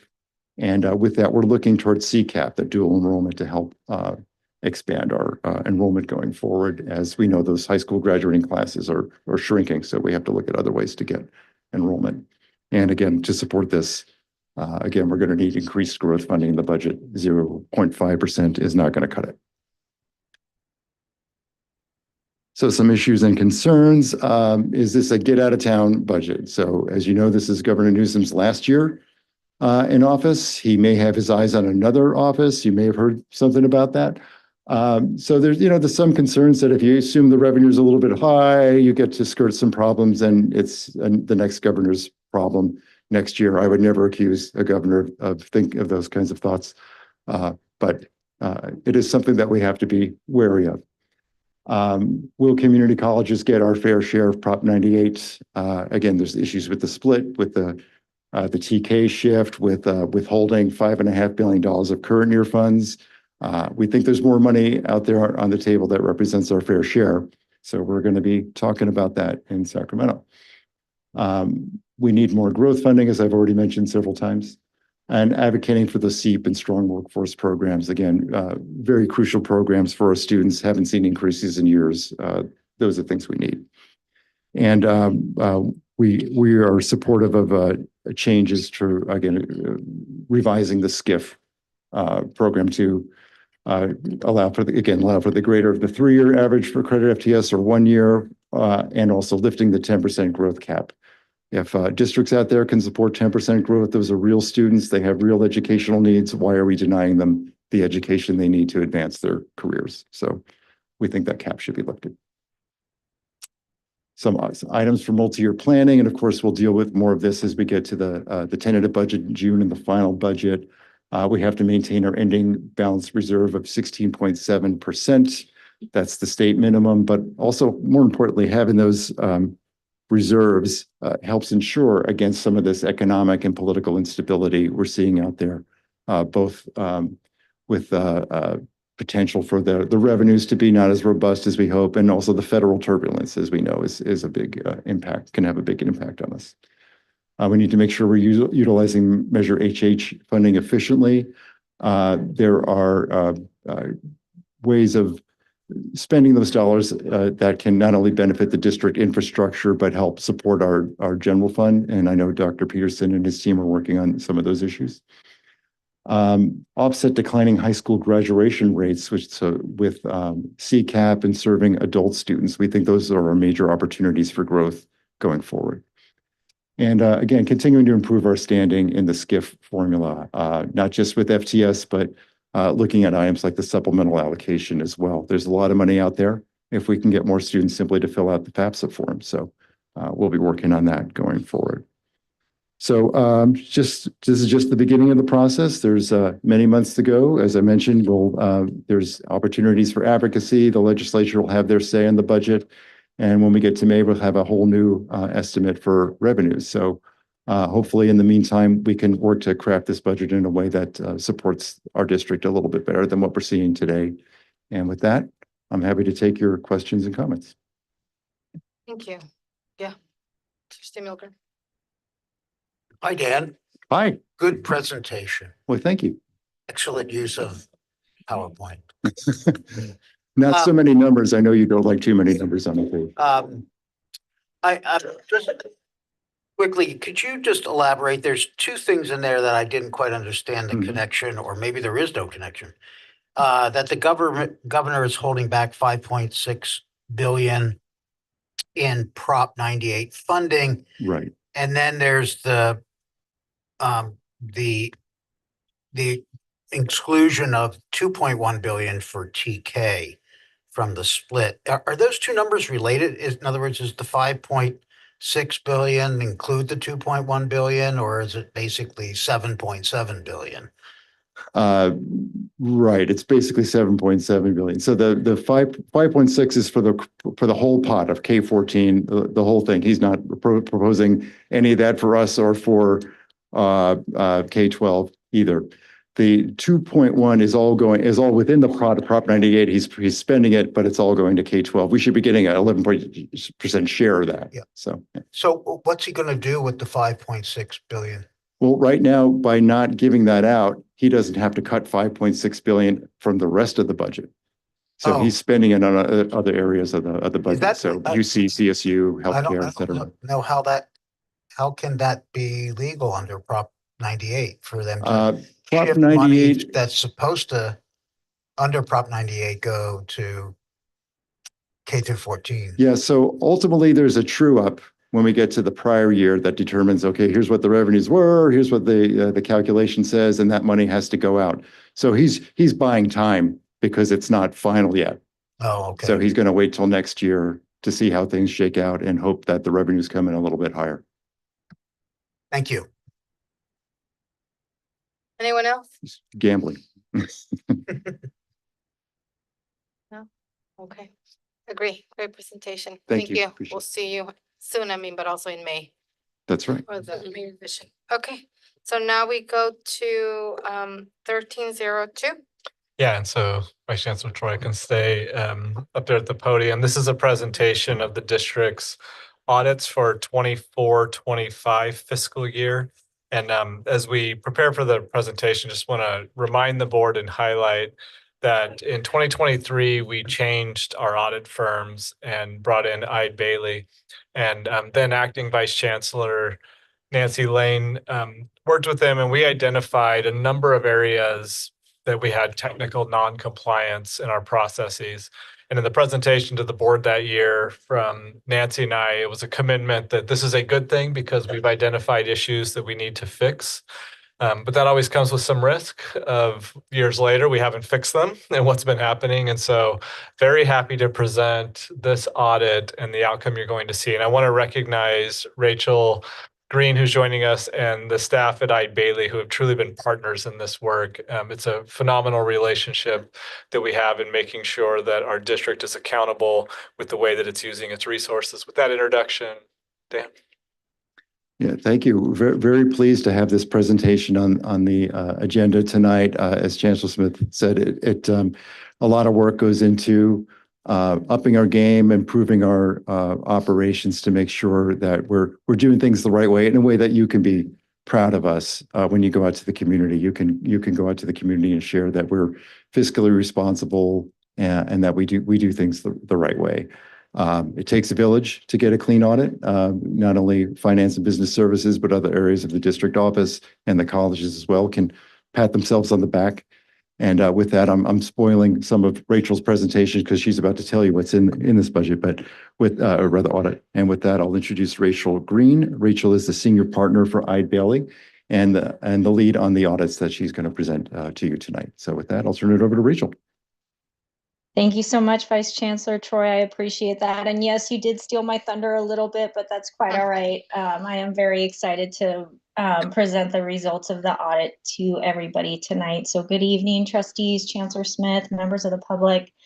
It truly is my pleasure to be here with the district and to be able to present the wonderful results that I have for the 2025 audits for the district, Measure HH, the Social Security Alternative Retirement Plan, as well as the auxiliary organization. And as Dan kind of alluded or outright mentioned, it really does take a village to get these audits done. There is multiple departments, all campuses. We touch everything as it relates to all of the operations, the federal compliance, state compliance, and it truly is a district-wide effort. And I just want to express my sincere gratitude to the timely completion and successful completion of these audits, and just my gratitude to everybody who assisted us. I would also like to mention that we did have the opportunity to present in detail the results of the audit last week to the audit subcommittee of the board. So we did spend about over an hour going through the audits in detail. So therefore, I will just present the highlights tonight and then open it up for any questions that anybody may have. So let me go ahead and share my screen. So first, I would like to call everybody's attention here to the district audit, and this is the summary of auditors' results. Now, this is a wonderful snapshot of what happened this year in the district. How did the audits present? Were there any findings? And this page will tell you everything you need to know as it relates to the district audit. So the purpose of our audit really is to render 3 opinions, one over the financial statements, one over the federal awards, and one over the state compliance awards. So the very first opinion that we do issue is over the financial statements, and I am very pleased to report that we were able to issue an unmodified opinion. I'm also very excited to report that we had no internal control weaknesses as it relates to the financial statements. So that is what Chancellor Smith had mentioned, is that we did go through some growing pains there, and district staff really did work so hard to get everything corrected that we had identified in our previous audit. So I just want to give, again, kudos to all of that hard work that went into that. So we have an unmodified opinion over the financial statements. That is the highest level of assurance that I can give to you as your external auditor. So this is exactly what you would want to receive if you ever go out for an audit. So if you ever see a different word other than unmodified, that means that something did go wrong, and we had to do a qualification. But you'll see here, we had an unmodified opinion over the financial statements.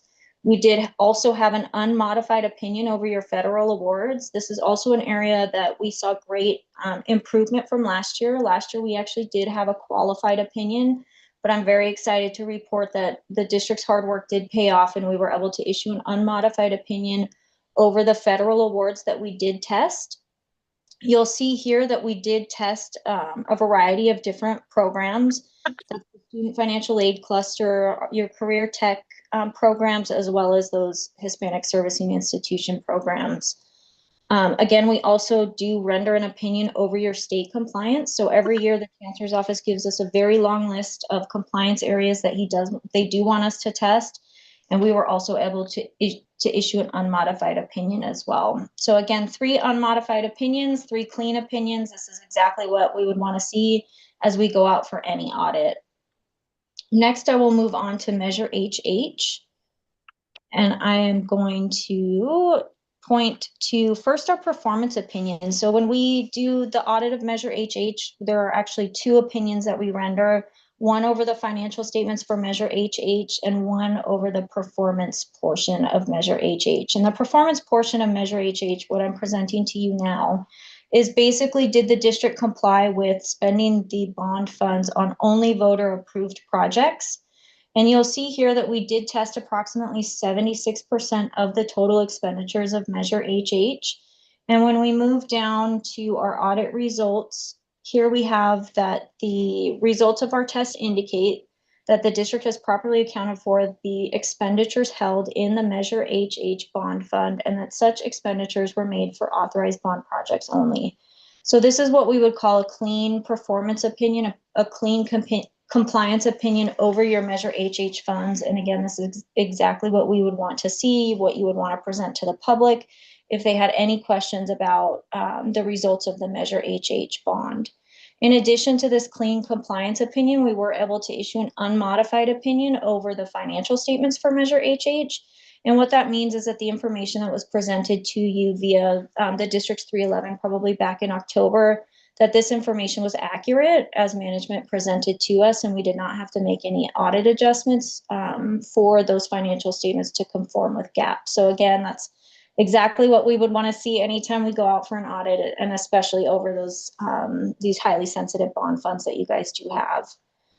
Next, I will just touch very briefly on our Social Security Alternative Plan. We only issue one opinion for this report, and that is over the financial statements. And we were able to issue an unmodified opinion. So again, this is a clean opinion, so we're very excited about that.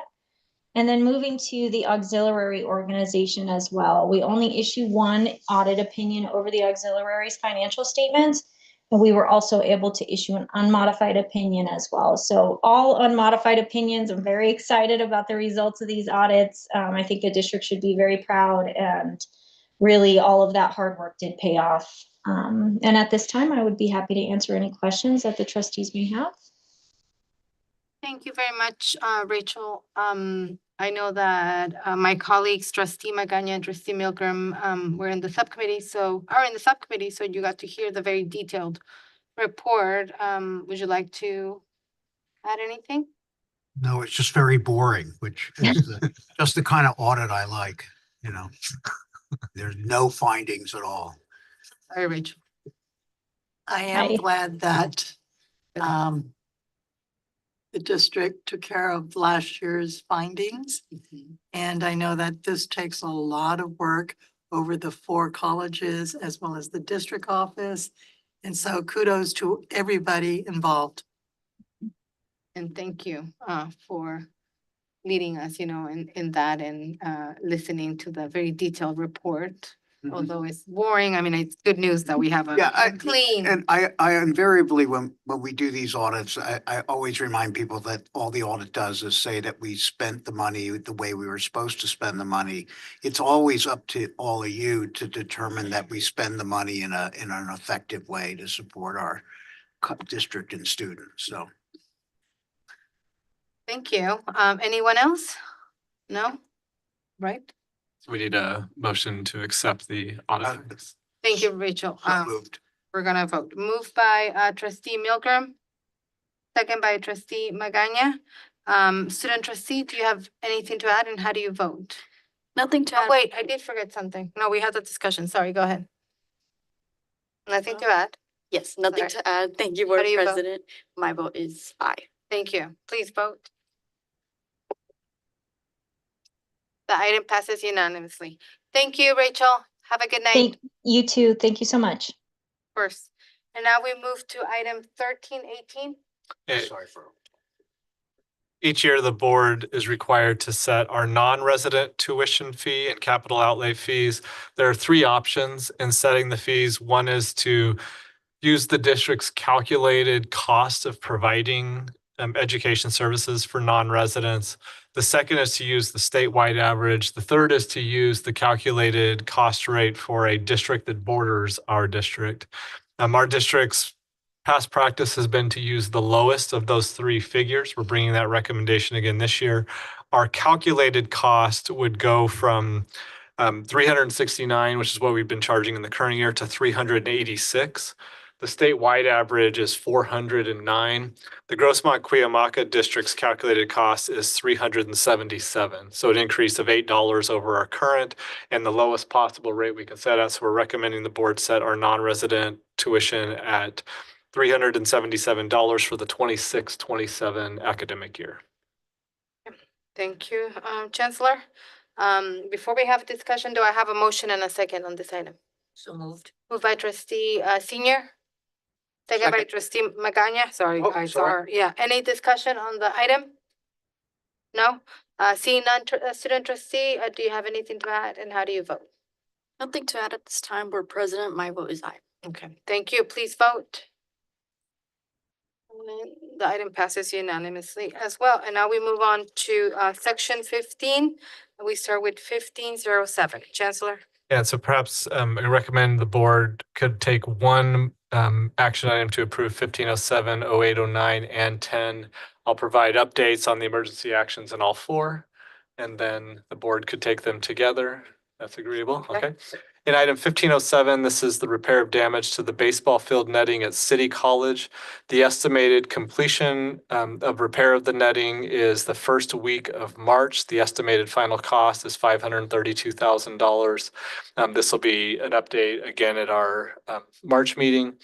Item 1508 is the Miramar chiller failure that occurred back on December 16th. The estimated completion of repair is March 2nd, 2026 at an estimated cost of $124,348. Item 1509 is rainwater flooding at the Cesar Chavez campus at the College of Continuing Education. We've brought in dehumidifiers. Drywall has been cut out and replaced. Wallpaper has been installed.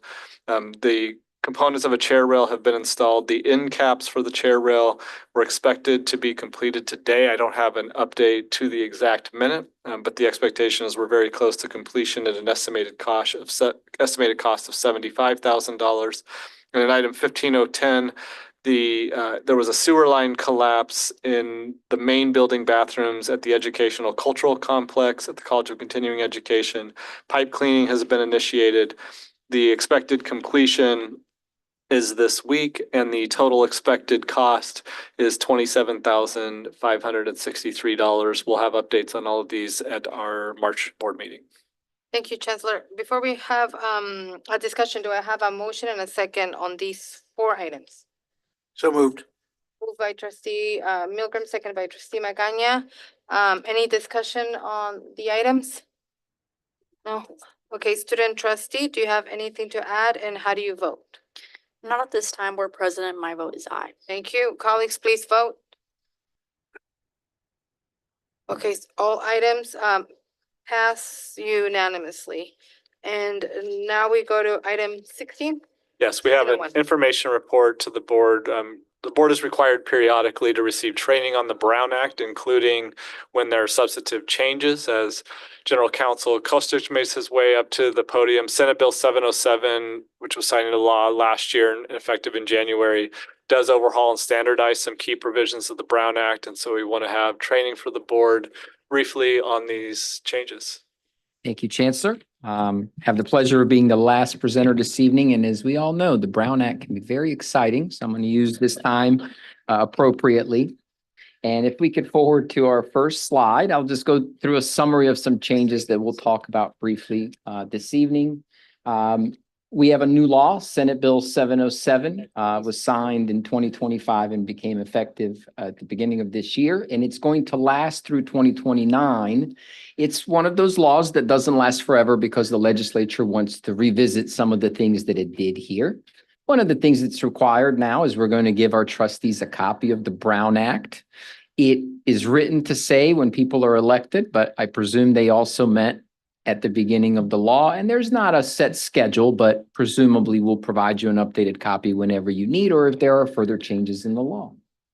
One of the things that the bill requires is we're now required to have virtual access for the public and a live webcast. And of course, here's another area where our district is ahead of things, and we've been doing this for quite some time, but now the legislature says we must.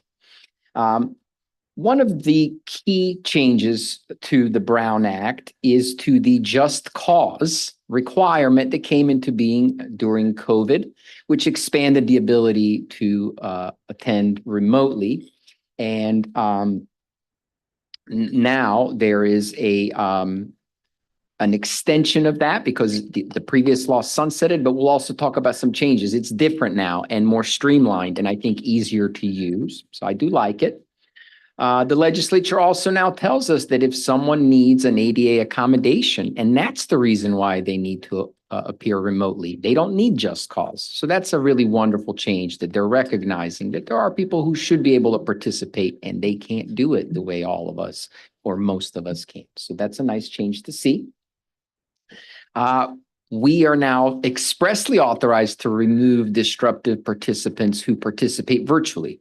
Presumably, we could have done that before too, but now the law says very explicitly that the same standards apply. So just as if someone is disruptive and does not allow us to move on with our business when they're physically present, so too, if that behavior occurs from someone who is participating virtually, we can take the same steps to correct it.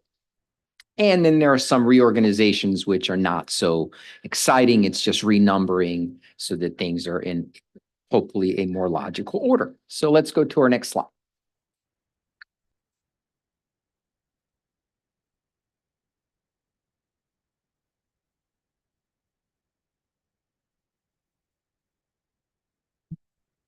Yeah. That's okay. That's it. Okay, so just as a sort of a context for what we're going to talk about in terms of the changes to the remote participation rules, I want to just mention that the traditional teleconferencing rules are still retained as an option and still not very user-friendly as always because Number one, you have to post the meeting agenda in all of the teleconference locations. So you can imagine someone who is sick at home and that's why they can't come and they have to post the agenda at their home. The agenda would have to identify their home where they are not feeling well. And then they would have to make their home accessible to anyone who wants to go there instead of come here. So as always, this was problematic. And so now let's talk about how it's changed. Next slide. Thank you. Okay. So in the COVID era, we had the just cause and exceptional circumstances rules. And now they've been revised, expanded, and extended. So let's do a click. First of all, as I mentioned, now we've got a law that's going to last through the end of 2029. Next.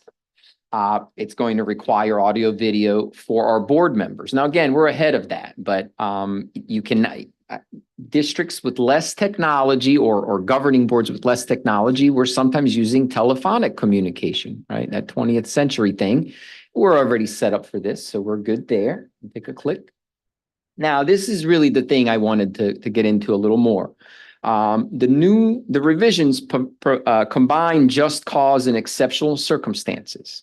No need to revisit exactly what the differences were before because now it's just one thing, just cause, and it's a whole lot more user-friendly. And then for those of us who remember every time that poor Amanda mentioned and President Arroyo had to read that awkward language that years after COVID really didn't make sense. And we would think, well, why are we saying that? We don't have to do that anymore. So it won't be so cumbersome. So let's go to our next slide. All right. So now we just have just cause. And we'll just go through the things that qualify. So number one is childcare and also a close relative. Number two is a contagious illness that prevents someone from attending. Number three is leave related to a physical or mental disability. So this is kind of a short-term companion. Sometimes folks aren't permanently disabled, but maybe they currently are in a situation where they need that. D is a really, I think, important one. When you're traveling for district business, now you can participate remotely. But let me just stop for a moment because I think this is a place where this clearly sort of raises itself, which is how many people can participate remotely. It can't be all of you. So there is still a requirement that we have a quorum of trustees who are physically present within our jurisdiction, which for us really means here. So we can't let all of you travel someplace else and participate remotely, but we do now have some flexibility that as long as we work it out correctly, one of you or two could be away on district business at an important conference or something like that, and you wouldn't have to not go because of the board meeting. So that's kind of a nice feature too. Let's go to the next one. Immunocompromised child, parent, grandparent, grandchild. Again, a further recognition post-COVID that sometimes we can't go mingle with others because we could take something back to someone who is not as physically strong as we are at this time. And then if there's a physical or family medical emergency, there's a flood in your house, someone in your family is ill. Again, that is now going to be just cause and military service, which is very nice that the legislature recognized that sometimes people have military service obligations. And if that takes them away, then they can participate remotely. So let's go to our next slide. All right, so there are some additional requirements, and we can go to the first one, of course. When your emergency that provides the just cause arises, we're going to let the legislative body, quote unquote, know at the earliest opportunity. For us, that means our supervisor of Chancellor Office Operations, Amanda Ficken-Davis. You're just going to let Amanda know that you have a just cause opportunity. Then during the meeting, you'll have to identify it. Now, you don't have to go into any detail. For example, you don't have to tell us who is sick in your family. You can just say, I have a sick family member, and you can mention the line item from the list, and that'll be sufficient. You need to, if you are participating remotely, as before, you just need to tell the public if there is anyone over the age of 18 who's physically present with you in the room. So that does allow for a child to be there and you don't have to tell anybody, which is nice. And then if there is someone in the room, again, they can be in the home or elsewhere, but if they're in the room, then you can state the relationship. So I'm unable to participate in person today because a family member is ill, and with me in the room is my mom, something like that, because mom may be the one who we need to keep an eye on. And then if we have anyone participating remotely, then we will do our votes via roll call. And this is my cue to say that I'm doing an overview here, but Amanda has provided more detailed information to the board. But more importantly than that, she creates the backdrop, the backbone, if you will, for all of this. So when one of you is remote, Amanda, clockwork, will chime in and say, we need to do this by roll call. And I've seen her do this before. So let's go to our next slide.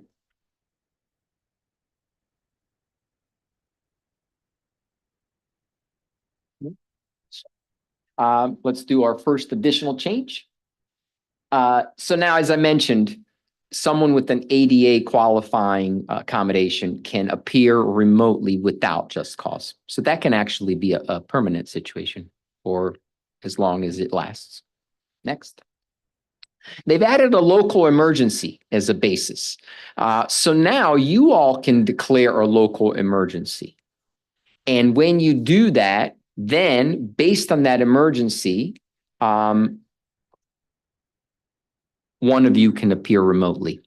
But this is another place where I remind you we have to have a quorum.